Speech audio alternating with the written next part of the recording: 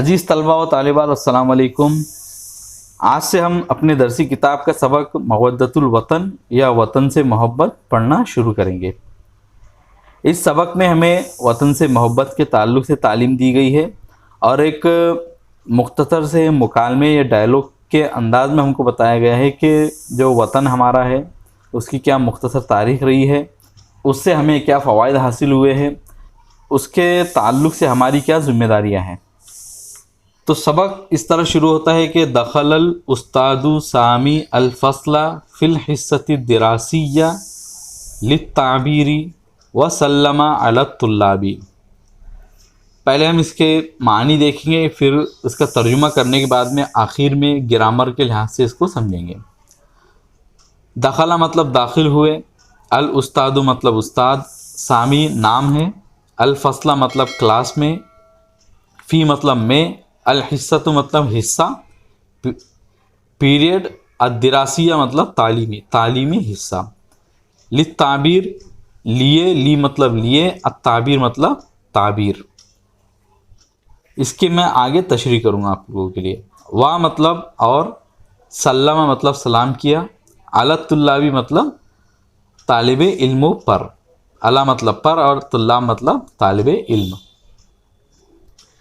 पहले हम इसका तर्जुमा कर लेते, बाद में ग्रामर के लिहाज से समझेंगे। उस्ताद सामी ताबीर या माफी ज़मीर की अदायगी के हिस्से में क्लास में दाखिल हुए और तालिब इल्म को सलाम किया। ताबीर किसे कहते हैं? ताबीर एक्चुअल में कहते हैं कि अपने दिल में जो कुछ बात है तो उसको बताना। ये अक्सर ये जो हिस्सा होता है, ये पीरियड होता है, तो ये लैंग्वेज के या किसी ज़बान को जब सीख रहे होते हैं तो उस वक्त ये इस तरह का एक पीरियड होता है जिसमें जो लैंग्वेज के स्टूडेंट्स होते हैं या जो ज़बान सीखने वाले लोग होते हैं तो उनको ये बताया जाता है कि किस तरह आप फ्लुएंसली या बिल्कुल बग़ैर अटके हुए अपने दिल की बात को या अपने दिमाग में आपके जो कुछ भी ख्यालात आ रहे हैं तो उसको आप कैसे बता सकते हैं। अब यहाँ पे हम उसका ग्रामेटिकल एनालिसिस करते हैं। दखला जो है तो एक फ़ेल है, फ़ेल माजी है और जो सीगा इस्तेमाल हुआ है तो वो है वाहिद मुज़क्कर गायब का। अल उस्तादु उस्ताद, ये फ़ाइल बन जाएगा। इससे पहले मैं आप लोगों को बता चुका हूँ कि अगर कोई इस्म किसी दूसरे इस्म की तशरीह के लिए आए तो उस पर भी वही सब कायदे लागू होंगे, अप्लाई होंगे जो जिस इस्म की तशरीह के लिए वो आ रहा है। तो यहाँ पे सामी जो इस्म है वो उस्ताद की तशरीह के लिए आ रहा है कि क्लास में उस्ताद दाखिल हुए, तो कौन से उस्ताद दाखिल हुए? तो वो सामी थे। तो उस्ताद फ़ाइल बन जाएंगे दखला फ़ेल का। इसीलिए हम देख रहे हैं कि उसके आखिरी हर्फ पर पेश है क्योंकि फ़ाइल हमेशा हालत रफ़ा में आता है और रफ़ा में आने की जो निशानी है वो है कि उसके आखिरी हर्फ पर पेश आएगा। अल फसला ये मफूल बी है दखला फ़ेल का, इसीलिए हम देख रहे हैं कि मफूल बी होने की वजह से इसके आखिरी हर्फ पर ज़बर है और ये हालत नसब में है। फ़ी हर्फ जर है और अल हिस्सती मौसूफ़, अद्दिरासिया मतलब ये सिफत बन जाएगा और मौसूफ़ और सिफत दोनों मिलकर बन जाएंगे मजरूर हर्फ जर फ़ी का। ली एक हर्फ जर है और ताबीर मजरूर और जर और मजरूर मिलकर बन जाएंगे मुताल्लिक़ फ़ेल दखला फ़ेल का।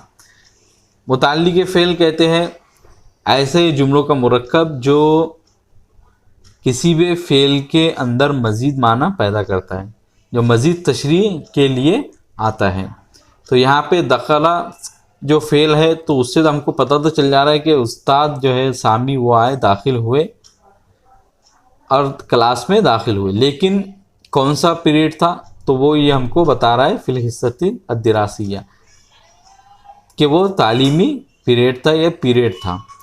किस चीज़ के लिए था वो पीरियड? तो ये बता रहा है हमको लित्ताबीर माफी ज़मीर की अदायगी के लिए था। अब वाह हर्फ अत्फ़ है, सल्लमा मतलब सलाम किया। सल्लमा एक फ़ेल माजी है, इसका जो फ़ाइल है वो उस्ताद सामी है। अब उस्ताद सामी यहाँ पे मौजूद नहीं, लेकिन हमको पहले से मालूम है कि बात किसके ताल्लुक से हो रही है, इसलिए हम यहाँ पे हमको फ़ाइल लिखने की ज़रूरत नहीं। और उन्होंने सलाम किया तालिब इल्मों पर या तालिब इल्मों को। यहाँ पे हम देख रहे हैं कि तर्जुमे में हमने पर नहीं लिखा बल्कि को लिख लिया, क्योंकि हम उर्दू में इसी तरह इस्तेमाल करते हैं। तो यहाँ पे हमने जाना कि जब भी हम तर्जुमा करें तो तर्जुमे में हमको जिस ज़बान में तर्जुमा किया जा रहा है उसका लिहाज रखना है, ना कि जिस ज़बान से किया जा रहा है।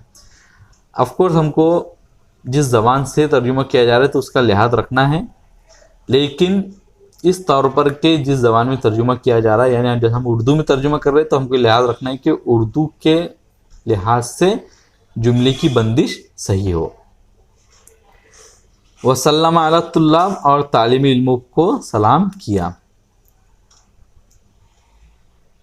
तो मुझे उम्मीद है कि आज के इस सबक में हमें जो बताया गया है तो वो आप लोगों को समझ में आया होगा।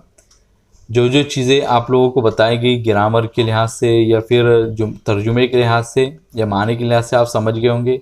इसके बावजूद अगर कोई क्वेश्चन हो तो कमेंट सेक्शन में ज़रूर बताएं। वीडियो अच्छा लगा हो तो लाइक ज़रूर कीजिए और चैनल को हो सके तो सब्सक्राइब कीजिए।